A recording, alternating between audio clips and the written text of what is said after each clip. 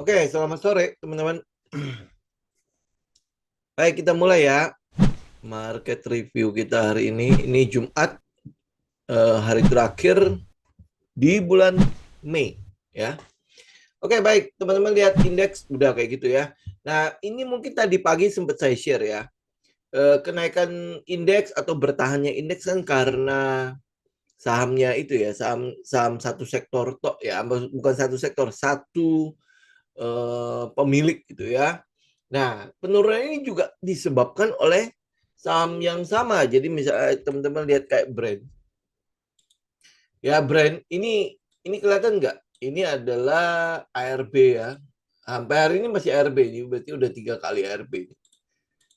Ya, jadi ini ARB 1, ARB 2, nah hari ini ARB lagi. Jadi mungkin besok juga kelihatannya ini, kalau kita bilang ini adalah daerah supportnya dia, mungkin nggak ada pengaruhnya juga kali ya. Ya mungkin akan tetap ARB ya. Ini kenapa ini? Nah, ini yang kalau teman-teman lihat logik kemarin itu mengenai supply demand, mengenai buyer sama seller, ya ini berarti kan kenyataannya adalah lebih banyak seller ya, apalagi dimasukin ke full options lagi kan, ya dimasukin ke dalam papan pemantauan khusus, ya lebih gampang lagi untuk menjual barangnya. Tinggal apa ya, tinggal kalau kalau di pasar-pasar biasa kan kita bilangnya pasar nego kan. Kalau itu jauh lebih gampang lagi untuk melakukan pembuangan barang ya. Jadi kita nggak tahu nanti dia akan turun sampai ke berapa ya, tergantung nanti kepanikan market lah ya. Oke. Nah, hari ini mungkin ada sebuah istilah yang cukup, saya nggak tahu teman-teman udah mulai mendengarnya atau belum ya. Namanya five sessions, five sessions ya. Jadi kalau ada resesi atau recessions, kalau ini five session ya. Five session ini apa? Five session ini ternyata sudah ada di sejak 2022 ya. Ya, mungkin memang keadaan saat itu sudah seperti itu ya. Jadi istilah ini menunjukkan adanya keterputusan antara perekonomian suatu negara dengan persepsi umum masyarakat yang cenderung pesimis ya. Jadi kalau kita boleh katakan kerennya itu mungkin ngomongnya begini aja ya, bahasa sederhananya ya. Jadi apa yang kita lihat pada data-data ekonomi, kok data ekonomi kelihatannya bagus-bagus saja ya. Tapi pada realitanya di lapangan itu tidak seperti atau tidak mencerminkan apa yang kelihatan pada data. Ya, ini ambil contoh aja nih, ambil contoh kayak misalnya inflasi. Kita bilang inflasi Indonesia itu berapa? Ada di kita kan ada di sekitar angka 3%-an tahunan ya. Tapi apa yang kita lihat di lapangan sebenarnya kan tidak mencerminkan itu ya. Ya kalau inflasi 3% harusnya tidak terjadi kenaikan harga yang kayaknya drastis banget kan. Ya kita lihat kayak harga eceran tertingginya beras dari berapa ya? Dari 55.000 atau mungkin kurang dari itu, sekarang jadi 59.000 sekian kan. Bahkan ini kabarnya itu harga eceran tertinggi itu akan ditetapkan lagi ya. Jadi nggak tahu nanti penetapannya itu berapa. Tapi dari 55.000 ke sekitar 59.000 atau 60.000 gitu ya. Berarti itu ada kenaikan hampir sekitar 10%, benar ya? Ya, ada kenaikan segitu. Nah, belum lagi ini kita bilangnya beras ya. Bentar lagi minyak curah. Minyak curah juga kelihatannya akan ada kenaikan juga. Kemudian yang mungkin yang nggak tahu teman-teman berasa nggak ya, di kesehatan terutama itu inflasinya luar biasa. Ya luar biasa. Kalau dibilang 3% ya pasti tidak. Ya terutama di kesehatan ya. Kayak ambil contoh aja teman-teman, cabut gigi sekarang kan udah tidak bisa lagi ya. Kalau dulu mungkin 200 500 masih dapat ya. Tapi kalau misalnya teman mau dapetin harga segitu, teman harus pergi ke puskesmas atau apa gitu kan. Tapi kalau di klinik, wah harganya benar-benar fantastis sekali ya. Itu artinya apa? Ada sebuah inflasi yang kita rasakan di realita itu berbeda dengan data-data yang ada. Nah, itu yang kita sebut sebagai five session. Nah, kenapa saya bahas ini? Saya bahas ini karena yang kita lihat itu adalah kondisi saat ini ternyata disetujui oleh ya pakar lah, makanya ada istilah itu kan. Artinya mereka mereka yang mengeluarkan istilah ini five stations ini ya berarti mereka juga merasakan bahwa kayaknya data-data ekonomi yang disajikan atau data-data ekonomi yang diolah oleh Badan Pusat Statistik itu tidak dirasakan di realita seperti itu. Jadi data ekonomi bagus, tetapi realitanya tidak. Ya, jadi ini dengan istilah ini, dengan adanya istilah ini, ya kita boleh katakan apa yang kita sounding selama ini itu bukanlah sebuah retorika yang mau kita buat gitu kan, bukan sesuatu yang mau kita goreng gitu kan, sehingga lu lihat aja market kayak gini maka lu cocok-cocokin keadaannya segala macam. Ternyata tidak ya. Apa yang kita rasakan di realita sama data-data yang ada itu tidak sama. Ya tidak sama, makanya muncul istilah itu. Ya, dibilang resesi, enggak, datanya tidak menunjukkan resesi. Gitu kan? Tetapi realita kita di lapangan, likuiditas berkurang ya, semua hal itu kita merasakan kok kayaknya lebih susah ya. Gitu kan? Nah, ternyata itu sudah ada sejak tahun 2022. Jadi ya mungkin zaman-zaman new normal ya, zaman-zaman new normal di mana kita lihat kok likuiditas yang digelontorkan waktu COVID itu kan berlimpah banyak sekali ya. Tapi begitu new normal, kok kita nggak ngerasakan gitu ya bahwa likuiditas yang ada yang digelontorkan waktu COVID itu masih berputar ya, masih membuat perekonomian berputar sehingga membuat data ekonomi yang ada itu bagus ya. Jadi realitanya tidak seperti itu, dan sampai hari ini kita nggak tahu akan bertahan sampai berapa lama. Tapi kalau teman-teman ya mungkin ya saya nggak tahu teman-teman setuju nggak sama saya kalau memang keadaan sekarang itu sepertinya bertambah bertambah tidak terlalu enak gitu ya. Ya kata-kata teman-teman ya tinggal bikin aja lah kata-kata sendiri ya. Nah, itu yang mau saya konfirmasi bahwa apa yang kita lihat ya, apa yang kita rasakan di lapangan itu berbeda dengan apa yang kita lihat pada data. Ya, nah makanya kalau teman-teman lihat kalau indeks itu mungkin koreksi ya mungkin masih ada ini ya kaitannya sama daya beli, likuiditas segala macam kan. Ya, apalagi kalau misalnya teman-teman lihat lagi dengan seasonal indeks harga saham gabungan yang ada selama 20 tahun atau mungkin teman-teman kalau punya data lebih lama lagi ya silakan ya. Ya, kalau dalam 20 tahun ini kita memang tahu bahwa di mungkin bulan Juni ya, Juni, Juli, Agustus itu adalah bulan yang paling jelek. Ya, bulan paling jelek. Juni itu juga jelek. Ya, Mei itu kalau teman-teman bilang sell in Mei, sebenarnya enggak ya. Kalau data 20 tahun itu Mei masih cukup bagus. Ya, datanya ya, maksudnya dari mungkin 20 tahun data, bulan Mei itu masih cukup bagus. Tapi Juninya iya, tidak terlalu bagus. Julinya mungkin karena Juninya tidak terlalu bagus, makanya ada pantulan. Ya. Nah, kemudian Agustus itu sesungguhnya itu adalah bulan paling jelek di dalam data 20 tahun belakangan ini. Ya, tinggal teman-teman cek aja, teman-teman bisa lihat bulan Agustus seperti apa.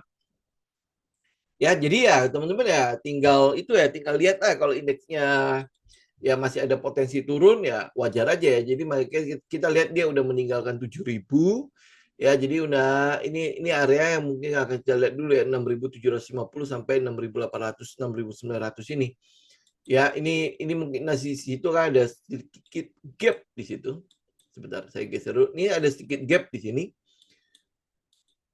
Ya mungkin dia akan tutupin dulu ya. Ini kalau nutupin gap itu harusnya cukup ini ya, cukup mudah lah ya, apalagi dibantu oleh saham brand gitu kan ya. Oke, nah kemudian ada yang menarik dengan BCA pada hari Kamis kemarin. Teman-teman lihat nggak BCA ya? Penurunannya tajam sekali ya, sehingga melahirkan ini doji di sini ya, tetapi turunnya cuma di pagi hari.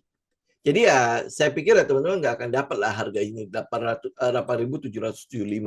ya. Kita boleh lihat coba lihat di 15 menit. Nah, ini data menunjukkan bahwa dia opening ya, jadi memang harganya sempat dibawa turun sampai ke 8.775 ya di daerah ini ya, kotak merah ini ya 8.775, kemudian habis itu naik. Ya, kemudian habis itu naik ya. Nah, tapi teman-teman lihat volumenya. Volumenya sebenarnya nggak ada di ini ya, di hari kemarin di Kamis. Itu sebenarnya volumenya tidak ada. Nggak ada volume sama sekali. Nah, volume ini yang gede ini itu juga nongol pada saat penutupan hari ini, ya. Jadi volume yang besar ini yang gede banget ini kelihatannya di pasar nego ya. Itu ditutup di jam 16. Ya, lihat ya. Nongolnya itu di jam 16. Ini saya pakai time frame yang 15 menit. Jadi dalam 15 menit terakhir ya indeks hari ini itu BCA melahirkan volume sebesar ini. Ya, artinya mereka memang sudah ada yang mencoba untuk melakukan pembelian di daerah 9.000. Ya, kita nggak tahu alasan mereka membeli, ya, tetapi ya pasti mereka akan mencoba untuk melihat bahwa BCA ini sudah turun di bawah, kemudian buat mereka mungkin ini sudah dianggap murah, gitu kan? Buat mereka sudah dianggap murah sehingga ya mereka mulai melakukan cicilan. Ingat ya, market maker itu kan punya uang banyak sekali ya. Nggak seperti kita, kalau mungkin teman-teman pakai uang 1 M masuk ke BCA gampang, ya kan? Tapi kalau menggunakan uang ratusan M sampai triliunan, nah masuk ke BCA kan tentu akan melahirkan ya kayak gini gitu ya, jam 16 gitu tiba-tiba volumenya gede banget, nggak bakalan ketahuan sama market kan, ya. Jadi mereka melakukan pembelian di situ. Jadi hari ini akhirnya naik berapa? 2,78% ya. Jadi ya kalau teman-teman lihat, kalau di daerah sini saja sudah mulai nongol ya, nongol volume gitu ya, nongol ada pembelian di situ. Nah, ya berarti saham sekelas BCA juga sangat-sangat ditungguin gitu ya. Kalau misalnya nanti dia bisa diskon lagi, teman bisa membayangkan berapa banyak buyer-buyer yang mulai bersedia untuk muncul di daerah situ. Ya, oke. Ya ini mungkin fenomena inilah ya menarik untuk BCA ya, di mana dia sempat dibawa turun lumayan dalam gitu ya. Saya nggak sempat ngelihat sih itu kira-kira berapa lot ya dia bawa turun pada saat opening market itu ya. Tapi ya ini cukup menarik ya, dan hari ini kita ngelihat volume itu sudah nongol di daerah di BCA. Apakah kita sudah beli? Ya enggak. Kita tetap akan menunggu di daerah di mana kita mau tunggu. Jadi kita membiarkan harga yang datang ke daerah entry kita. Ya kita kan udah tahu kan, oh BCA bagus ya, benar bagus ya. Tapi untuk kondisi saat ini masih belum dianggap murah buat kita loh ya. Kenapa? Karena uang kita kan nggak segede mereka yang perlu lakukan cicilan kan, terutama untuk BCA. Jadi ya kita akan nunggu harga nyamperin kita, bukan kita yang nyamperin harga. Jadi kita nggak mau seperti dulu ya. Kalau teman-teman udah tahu logik tentang pergerakan harga, teman pasti tahu lah ya bahwa ya memang untuk saham sekelas BCA semua mata sedang menuju ke situ ya. Kapan ya gue bisa collect, ya kapan gue bisa ngambil gitu kan. Ya, nah kalau teman-teman lihat BCA pasti pergerakannya itu akan sejalan dengan yang namanya indeks harga saham gabungan, karena pengaruhnya gede ke indeks harga saham gabungan. Ya, walaupun mungkin untuk saat ini si brand yang ARB itu mungkin lebih gede ya pengaruhnya ya. Tapi yang kita mau lihat itu adalah kondisi indeks itu masih dalam keadaan turun gitu ya, masih dalam keadaan turun. Jadi ya kita juga lihat di lapangan ya, di lapangan ada kekhawatiran NPL itu naik kan, net net non performing loans, artinya kredit macet itu kemungkinan besar naik. Nah, kemungkinan besar kredit macet itu naik ya, itu sejalan dengan adanya 5 session itu ya, 5 session. Jadi kalau kita lihat ya, karena keadaan di lapangan, realita di lapangan dengan data-data ekonomi yang ada itu nggak cocok, putus gitu loh, putus. Ya, nah itu pasti pengaruh dengan Big Bang ini ya. Kenapa ya? Karena mereka juga salah satu penjualan atau salah satu pemasukan mereka adalah menyalurkan dana pihak ketiga menjadi kredit kan, ya kan? Nah kalau dana kredit yang disalurkan itu yang kredit ya benar krediturnya itu tidak mampu untuk membayar. Kenapa? Karena ya keadaan ekonomi yang ada gitu kan membuat mereka itu bukan nggak mampu bayar, tapi keadaan ekonomi membuat bisnis mereka macet, likuiditas nggak ada, daya beli nggak ada ya. Sedangkan yang namanya interest ya, cicilan segala macam kan tetap harus jalan ya kan. Nah keadaan ini berpeluang menimbulkan kenaikan pada NPL-nya. Nah, kalau kenaikan pada NPL itu kan perlu diantisipasi kan, ya, perlu di price in kan, ya, perlu di-update kan. Kira-kira nanti akan seperti apa? Kalau benar dia NPL terus naik, NPL yang terus memburuk itu bisa saja mempengaruhi likuiditas dari perbankan itu sendiri. Ya, belum lagi nanti kalau tiba-tiba panik gitu. Ya, panik market karena apa gitu kan, sehingga mereka berusaha untuk narik uang. Itu udah double tuh. Ya, uangnya masih ada di luar, ya, kemudian habis itu nasabah mau tarik uang. Nah, ini yang nanti pasti akan menimbulkan kepanikan. Teman-teman udah tahu kan ya, apa yang dilakukan oleh perbankan dalam hal menyalurkan kredit kita itu bisa menyalurkan uang kita itu bisa berkali-kali lipat daripada dana pihak ketiga yang ada di bank itu, ya. Kalau ya teman-teman cek lah di YouTube tuh pasti udah banyak lah untuk menceritakan bagaimana alur bekerjanya si bank ini kan. Ya, jadi kalau misalnya mereka tidak berhati-hati, nah itu kalau timbul kepanikan ini yang jelas akan ya mempengaruhi kinerjanya lah. Ya, kemudian ada beberapa pertanyaan di YouTube ya. Salah satunya adalah Antam ya. Ya, saya mencoba untuk menjawab aja dulu ya. Kalau teman-teman ada pertanyaan silakan ya. Nah, apa yang teman-teman lihat dari Antam? Kalau kita lihat ini adalah proses di mana dia udah mulai turun ya. Sebentar ya, saya ini teman-teman kalau bisa lihat strukturnya saja ya. Nih, teman-teman lihat ya, ini kan pergerakannya nih. Ya, ini Antam ya. Kalau teman-teman lihat harga emas, memang kecenderungannya mungkin untuk bulan depan ya, itu ada kecenderungan untuk turun ya. Ya, oke, teman-teman lihat ya, dari sini aja kita lihat ya. Ini turun, kemudian habis itu sempat naik. Jadi ini adalah bawahnya. Kemudian habis itu dia gonjang-ganjing di atas kan. Ini sideways, kemudian habis itu baru break. Ya, sempat break, kemudian naik kembali. Ya, nah ini kalau misalnya kita lihat dari sini saja, ini kan berarti dia sudah change of character kan. Ya, tadinya dia naik, ya, kemudian habis itu turun, kemudian habis itu udah break ya. Saya cuma pakai ini aja udah. Ya, karena pergerakannya turunnya lumayan kan. Ya, dan habis itu ngebreak ini kan. Jadi turun, kemudian habis itu sempat naik ya, kemudian habis itu gonjang-ganjing di sini. Nah, teman-teman udah tahu kan ya gonjang-ganjing kenapa ya. Jadi ini ada penurunan yang terlalu cepat di sini. Ya, cepat kan. Jadi ordernya mungkin ada sebagian yang belum keangkut. Jadi akhirnya dijemput, ya, jemput ya. Habis itu di sini terjadi pertukaran barang. Jadi tadinya ini ada mereka yang sudah untung, ya, market maker yang sudah untung, ya, berusaha untuk keluar barang. Ya, tapi karena penurunan yang begitu cepat, maka timbul ada namanya unfulfilled order. Ya, unfulfilled order itu adalah order-order yang belum kejemput, ya, belum dapat pasangannya. Jadi adalah order dari si seller yang belum dapat bayarnya. Jadi apa yang dilakukan? Ya, mereka jemput.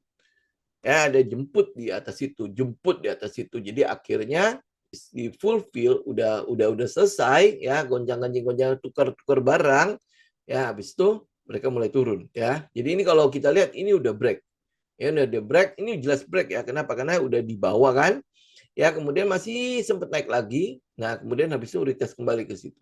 Jadi yang kita mau lihat itu adalah kalau ini break, area ini break, ya udah berarti 1400.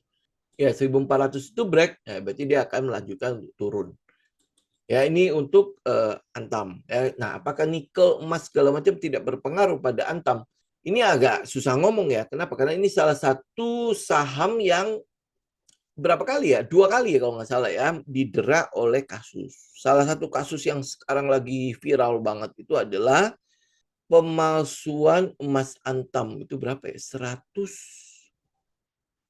ton. Ya, itu luar biasa itu. Ya, nah ini ketahuan sekarang ya, tetapi mungkin orang-orang yang di sini itu sudah tahu duluan nih kayaknya.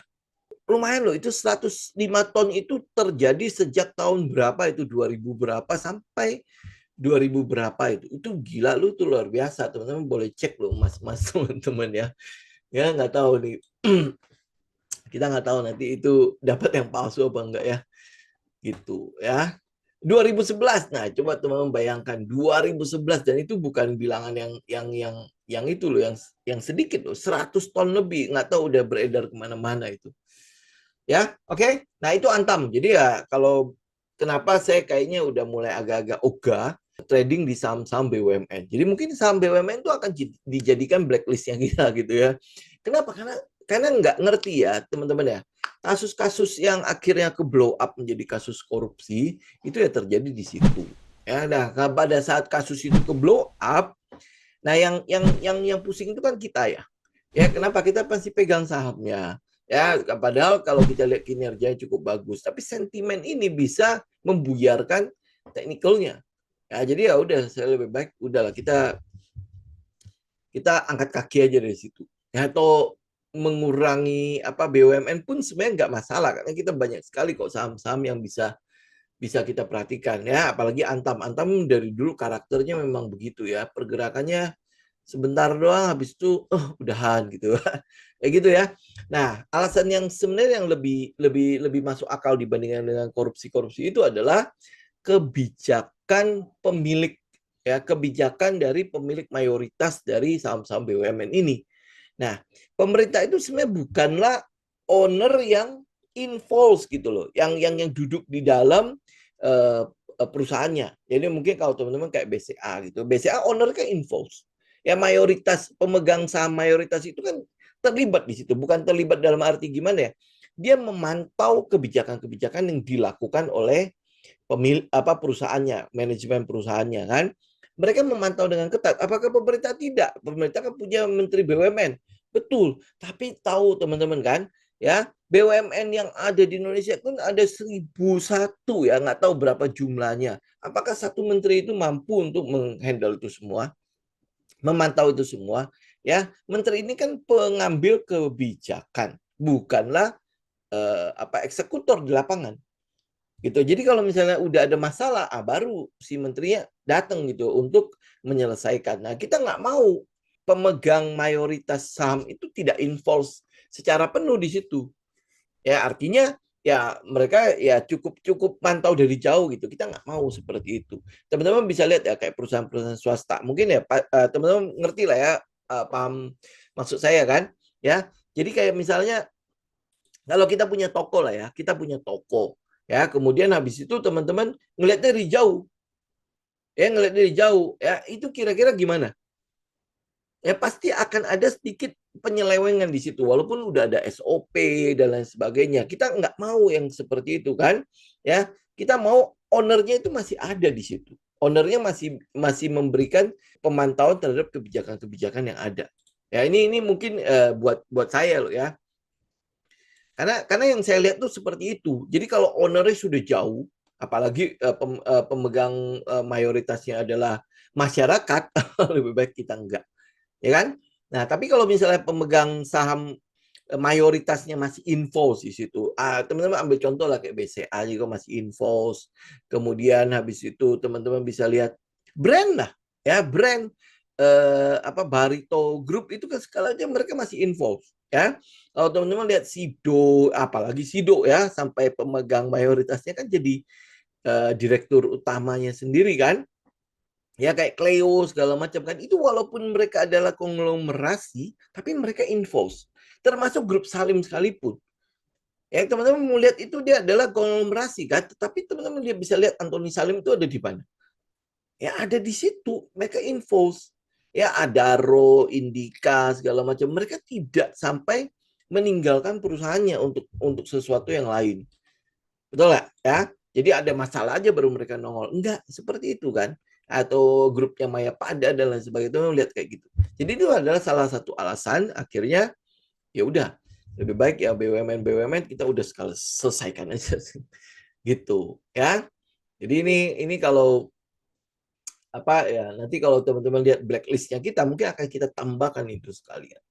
Ya, oh ya, besok teman-teman jangan lupa ya kalau misalnya mau ikut riset lagi, ya kita akan mulai jam 8 pagi ya.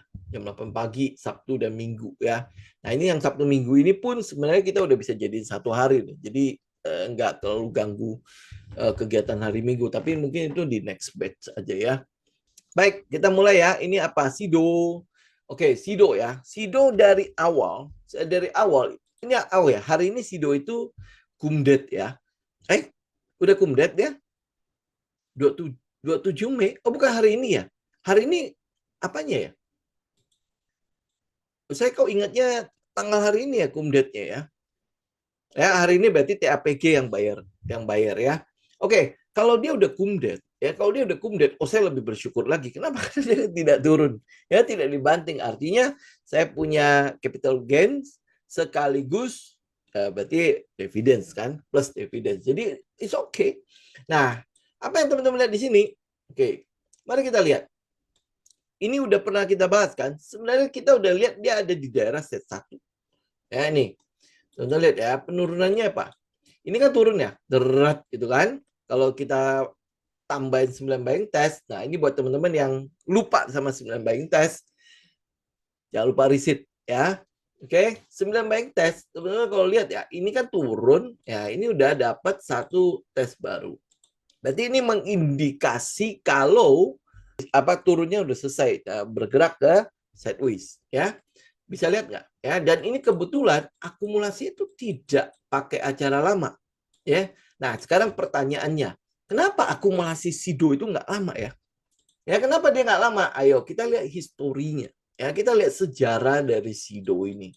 SIDO ini waktu ini ya, waktu COVID ya. Waktu COVID dan sebelum COVID itu sudah dinyatakan sebagai saham kesukaannya para investor.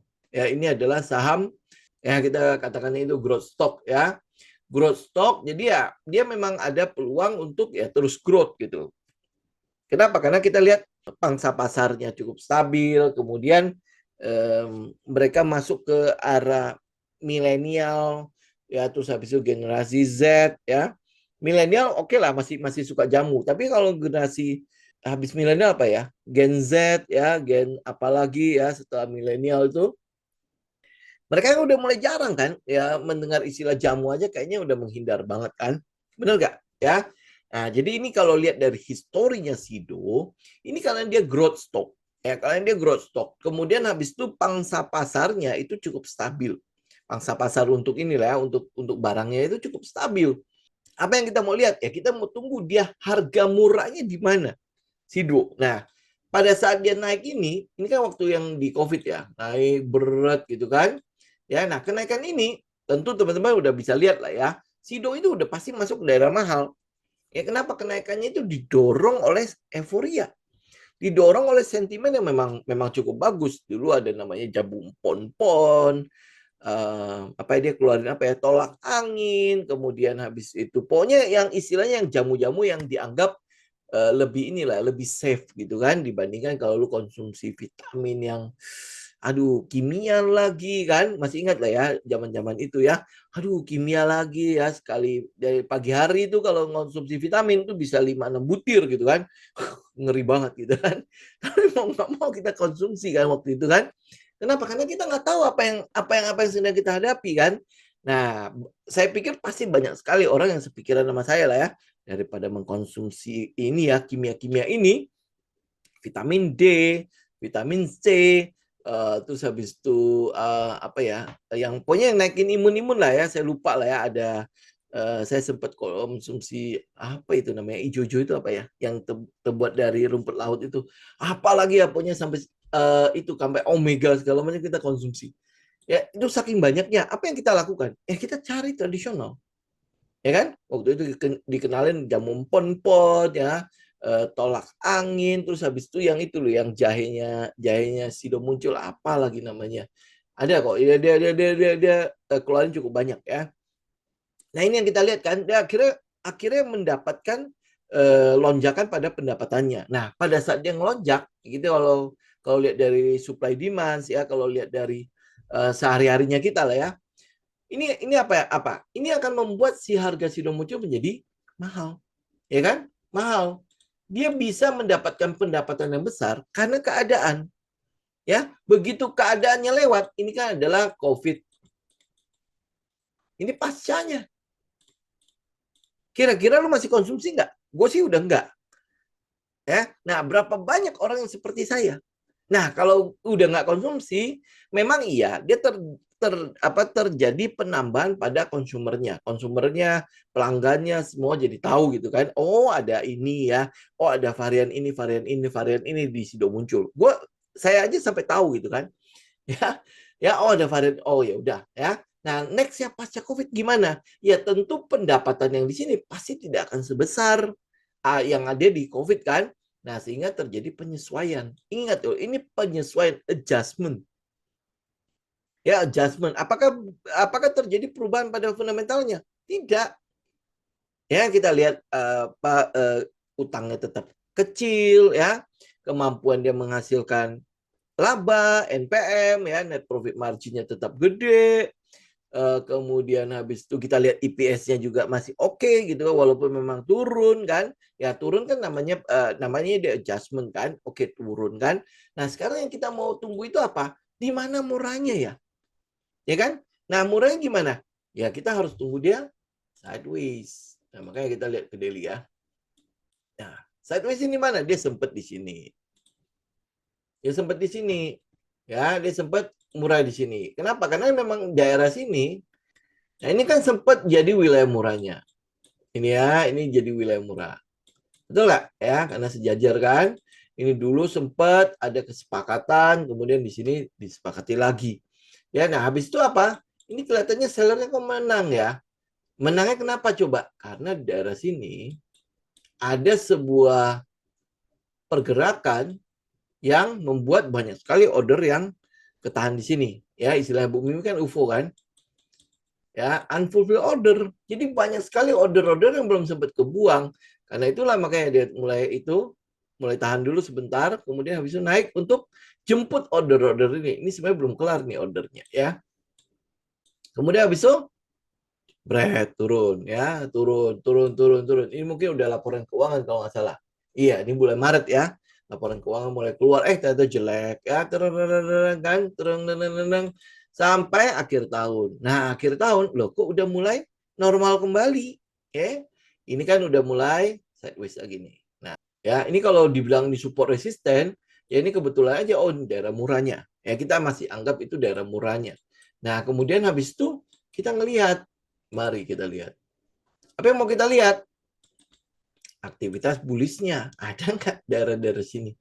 Aktivitas bullish-nya kan? Ya, ini bisa lihat ya, ada lah ya. Oke, nah kemudian habis itu dia nggak ada. Dia kebetulan tidak ada springnya ya.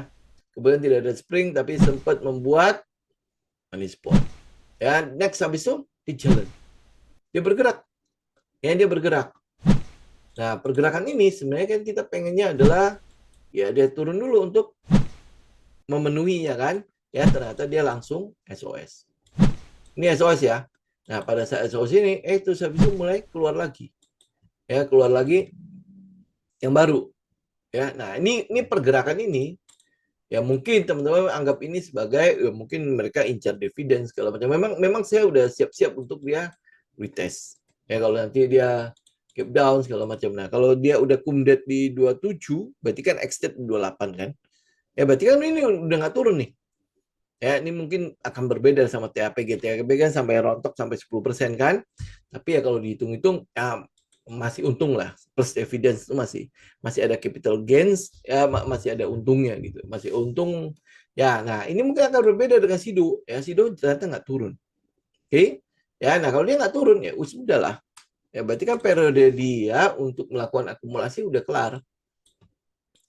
Nah, next apa? Ya kita akan tunggu untuk dia melaju ke daerah sini lagi. Ini akan jadi daerah di mana dia ngincar unfulfilled ordernya.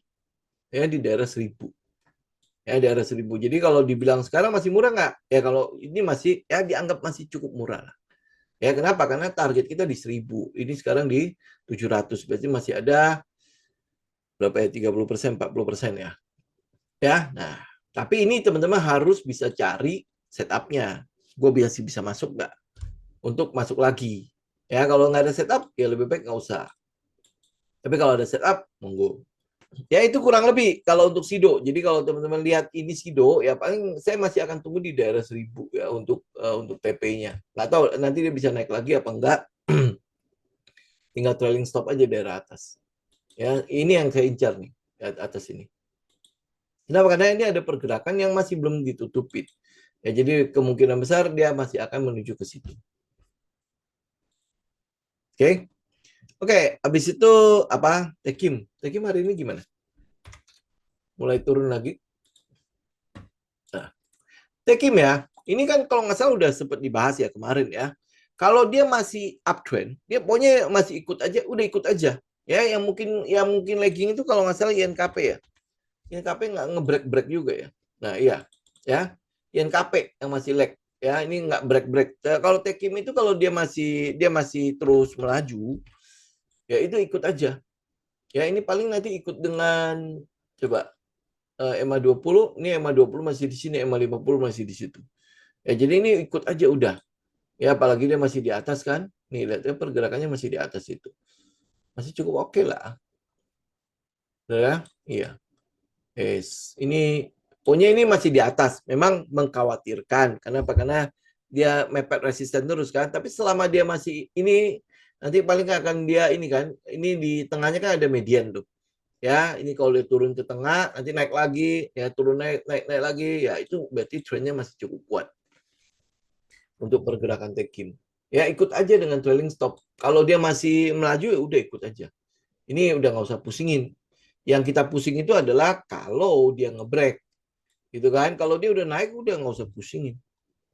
Sampai di sini dulu kali ya teman-teman ya.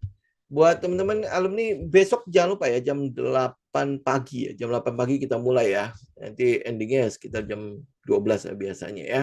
Oke, Sabtu dan Minggu ya. Oke, sampai ketemu buat di kelas besok. Oke. Teman-teman, saya izin pamit. God bless.